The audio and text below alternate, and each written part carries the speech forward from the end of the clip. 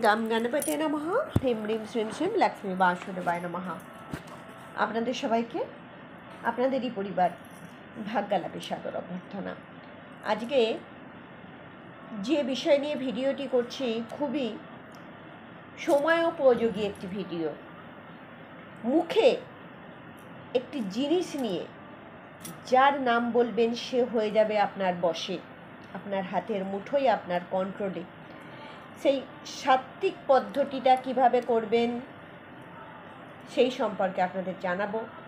তার আগে যারা চ্যানেলটিকে সাবস্ক্রাইব এখনও করে উঠতে পারেননি তাদেরকে অনুরোধ করব চ্যানেলটি সাবস্ক্রাইব করে পাশে থাকা অল নোটিফিকেশান বেল আইকনটি ক্লিক করে রাখুন। তাহলে যখনই যে কোনো ভিডিও পোস্ট করব আপনাদের কাছে পৌঁছে যাবে। কেননা আপনারা বলেন যে ভিডিও ঠিকমতো পাচ্ছেন না, আমরা তো রোজই পোস্ট করি। আর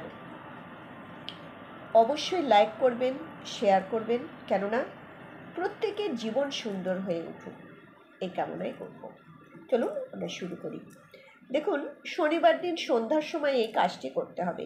আপনার মনে বিশ্বাস থাকলে, আপনার মনে ধৈর্য থাকলে, আপনার মনে আন্তরিকতা থাকলে, যদি সাচ্চা মনে আপনি যদি এই কাজটি করেন না, আপনি অবশ্যই সাকসেসফুল হবেন। কিন্তু কন্ডিশন একটাই, যখন এই উপায়টি করবেন তখন এই উপায়ের মতন আরও অন্য জায়গা থেকে হয়তো শুনলেন, দিয়ে সেগুলোও করতে থাকলেন একসঙ্গে, না, হবে না। যখন আপনি একটা ডাক্তারের ওষুধ খাবেন, একটা ডাক্তারের ওষুধ খাবেন, হাজারো ডাক্তারের নানা রকম ওষুধ খেলে সমস্ত জগা খিচুড়ি হয়ে, গণ্ডগোল হয়ে, জট পাকিয়ে সেই কাজটি আর হবে না। এবারে এই যে বশ করার কথাটা বলছি, কারা কারা করবেন সেটা ভালো করে শুনে নিন। দেখুন, যারা প্রকৃত প্রেম করেন, ভালোবাসেন একে অপরকে, হয়তো অঙ্গীকার করেছেন বিয়ে করার, প্রেমিক প্রেমিকা, তাদের মধ্যে যদি কোনো কারণে একটা ঝামেলার সূত্রপাত হয়, তারা ডিপার্ট ফ্রম ইচ আদার, একে অপরের থেকে detach and different from each other, দুজনের থেকে কি হয়ে গেছেন, সরে গেছেন, বা তৃতীয় ব্যক্তি এসে গেছে, তখন এই সম্পর্কটাকে জোড়া দেওয়ার জন্য হয় এরকম সময় মনের খুব টান, কিন্তু এমন পরিস্থিতি বা সিচুয়েশন হয়ে গেছে যে তারা বিচ্ছেদের যাতনায়, বিরহের যাতনায় ভুগছেন, তারা এই কাজটি করতে পারেন। তাহলে বলবো যে একতরফা যারা ভালোবাসেন, ওয়ান সাইড লাভে কিন্তু এই কাজটি করবেন না, কেননা দুপক্ষের সম্মতিতে এই কাজটি কিন্তু করা যাবে। অর্থাৎ দুপক্ষই ভালোবাসে, একে অপরকে ভালোবাসে যারা, তারা এই কাজটি করতে পারবেন।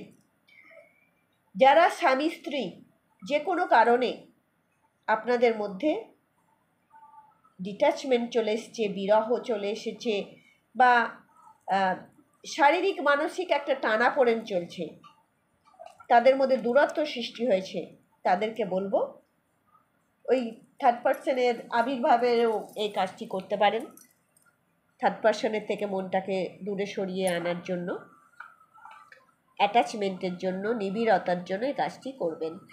আর ধরুন কোনো সন্তান, কোনো বাচ্চা কোনো অ্যাডিকশানে চলে গেছে, বাজে সঙ্গে চলে গেছে, নেশা করছে বা কুসঙ্গ, অধঃপতনে গেছে, তার মা বা বাড়ির লোকজন কেউ তাকে ভালো পথে আনতে পারছে না, তাহলে তার বড় দিদি যদি থাকে বা তার মা এই কাজটি করতে পারেন।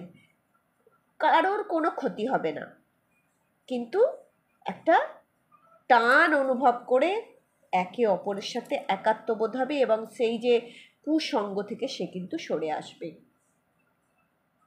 একটা কথা আছে, সৎসঙ্গে স্বর্গবাস, অসৎ সঙ্গে নরকবাস। আপনি অসৎ লোকেদের সাথে থাকলে কিন্তু আপনি অসৎ, ওদের ইনফ্লুয়েন্স, ওরা সেইটাতে আপনার কি হয়, এফেক্টেড হয়। সেই জন্য আপনি এই যে কুসঙ্গ থেকে দূর করার জন্য এই কাজটি করতে পারেন। দেখুন, এরকম অনেক হয় যে পরপুরুষে আকৃষ্ট হয়েছে বা পরনারীতে আকৃষ্ট হয়েছে, পাড়ার বৌদি, পাড়ার আর শালি, বোন, বা পাড়ার দাদা, পাড়ার ভাই, পাড়ার ব্লা ব্লা ব্লা, পরকীয়া বা এরকম হবে না। কিন্তু এই কাজ আগে থেকেই বলে দিচ্ছি, কখনোই করবেন না, সাকসেসফুল হবে না, উল্টে আপনাদেরই ক্ষতি হবে। আবারও বলছি, যখন কাজটি করবেন মনে বিশ্বাস রাখবেন, ধৈর্য রাখবেন এবং অবশ্যই স্থিরতা রাখবেন, আর জানবেন যেটি হবেই, এটা ভেবেই করবেন।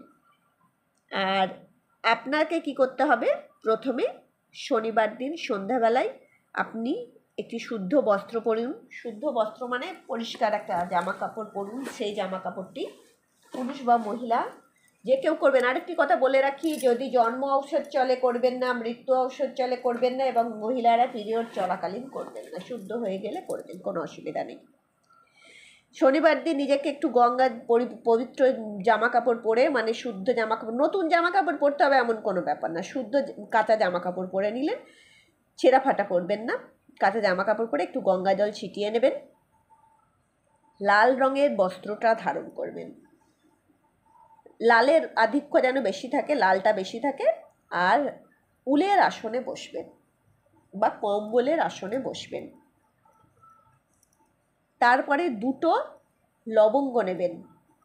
এই লবঙ্গ দুটো মাথায় যেন ফুলের মতন গোল মতো ফুল থাকে না, আর ফ্রেশ হয়, ফাটা ভাঙাচোরা না হয়, দুটো বেশ সুন্দর দেখতে লবঙ্গ নেবেন। লবঙ্গ একটা বাটিতে রেখে দেবেন, সামনে নিজের একটা বাটিতে। হ্যাঁ, বাটিতে আবার ওই মাছ মাংস খাওয়া বাটি না। আরেকটি কথা বলে রাখি, এই যখন প্রক্রিয়াটি করবেন শনিবার দিন অবশ্যই মাছ খাবেন না, মাংস, ডিম, পেঁয়াজ, রসুন, মসুরির ডাল, মদ, নেশার কোনো জিনিস, কোনো কিছু স্পর্শ করবেন না। সাত্বিকতা বজায় রাখতে হবে, মাথায় রাখবেন। শারীরিক সম্পর্কও এই কাজটি করার আগে করবেন না। আচ্ছা, এরপরে কি করবেন, দুটো লবঙ্গ সামনের বাটিতে রেখে দিলেন, দিয়ে 55 বার বলুন, চামুণ্ডে জয় চামুণ্ডে মোহয় বসমানায় অমুকম স্বাহা। অমুকমের জায়গায় ধরুন আপনি রাম নামের কোনো ব্যক্তিকে আপনি বশ করতে চাইছেন, তাহলে কি বলবেন, চামুণ্ডে জয় চামুণ্ডে মোহয় বসমানায় রাম স্বাহা। ধরুন সীতাকে আপনি বশ করতে চাইছেন, তাহলে বলবেন চামুণ্ডে জয় চামুণ্ডে মোহয় বসমানায় সীতা স্বাহা। এটা বললেন। তারপরে ওইখান থেকে 55 বার বললেন এইভাবে, চামুণ্ডে জয় চামুণ্ডে মোহয় বসমানায় অমুকম স্বাহা, একবার হলো, এইভাবে 55 টাইমস আপনি বলে ওই লবঙ্গ দুটো এবারে মুখের মধ্যে জিভে উপর রাখলেন, দিয়ে জিভে এবার মুখের মধ্যে ঢুকালেন, ঢুকিয়ে 11 বার আবারও এই মন্ত্রটা বলুন, চামুণ্ডে জয় চামুণ্ডে মোহয় বসমানায় অমুকম স্বাহা। 11 বার এই মন্ত্রটা বলবেন, একবার করে মন্ত্রটা বলেন, নামটা তার বলবেন।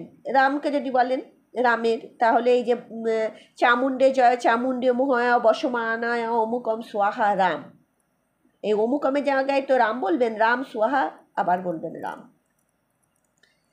এইভাবে 11 বার মন্ত্র বলে 11 বার ওই ব্যক্তির নামটা বলবেন, যাকে আপনি ভালোবাসেন, যার সাথে আপনি সম্পর্কটা জোড়া লাগাতে চাইছেন, যার সাথে আপনি একাত্ম হতে চাইছেন, যে আপনার হৃদস্পন্দন, যে আপনার